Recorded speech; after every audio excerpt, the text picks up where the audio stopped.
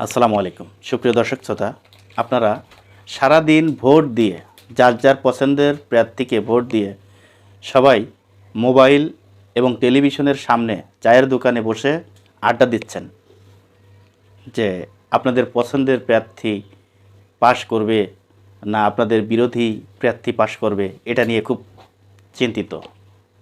চিন্তার কোনো কারণ নেই, কোনো চিন্তার কোনো কারণ নেই, কোনো চিন্তা করবেন না। আপনারা জিতে গেছেন, আপনারা জিতে গেছেন। আপনারা কেন জিতে গেছেন জানেন?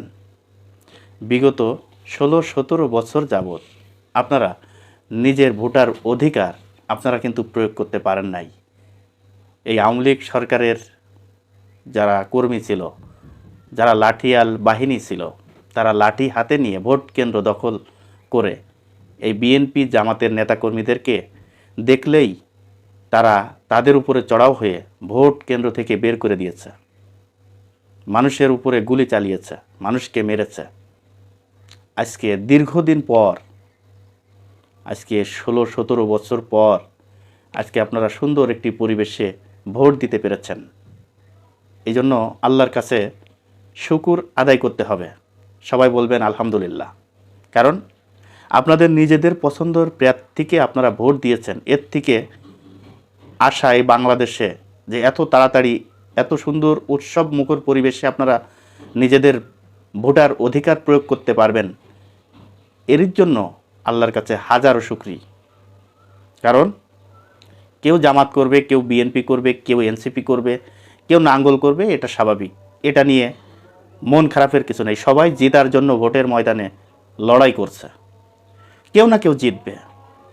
জামাতে ইসলাম যদি জিতে যায়, বিএনপি ভাইদেরকে বলবো, বিএনপির চেয়ারম্যান জনাব তারেক রহমান সাহেবকে বলবো, জামাতে ইসলাম জিতলেও আপনারা জিতে গেছেন। আপনাদের লড়াই সংগ্রামের মধ্য দিয়ে এই বাংলাদেশে আজকে ভোটার অধিকার প্রয়োগ করতে পারছে সাধারণ মানুষ।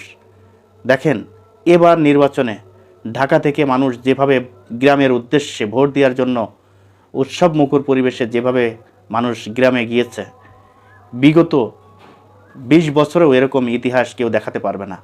তাই আপনারা জনগণের জন্য যেই লড়াই সংগ্রাম করেছেন দীর্ঘ 16-17 বছর, এই লড়াই সংগ্রামে আপনারা জিতে গেছেন। আপনারা যদি হেরে যান, আলহামদুলিল্লাহ বলে এই নির্বাচন মেনে নেবেন। বাংলাদেশে এরকম স্বতঃস্ফূর্তভাবে মানুষ ভোটার অধিকার প্রয়োগ করতে পারে না বহুদিন যাবৎ।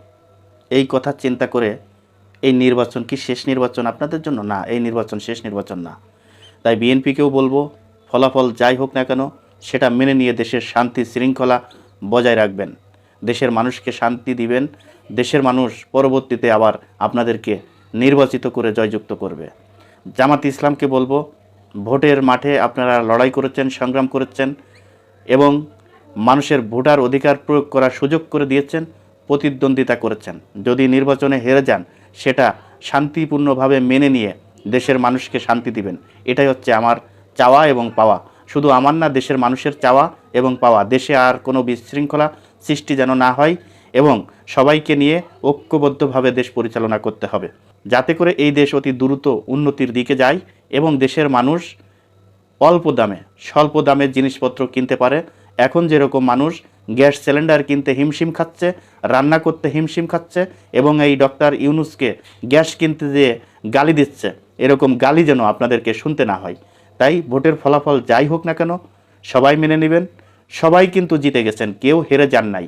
এই 5 বছরের জন্য কিন্তু রাজনীতি শেষ না, সামনে ভবিষ্যতে রাজনীতি করতে হবে। তাই ভবিষ্যতের রাজনীতি করতে হলে এই নির্বাচনকে মেনে নিয়ে এই দেশকে উন্নত করার জন্য দেশের মানুষের কথা চিন্তা করে, শান্তি শৃঙ্খলার কথা চিন্তা করে, যেমন করে দেশের সেনাবাহিনী থেকে শুরু করে পুলিশ প্রশাসন এই নির্বাচন শান্তিপূর্ণ হওয়ার জন্য সম্পূর্ণ চেষ্টা করেছে।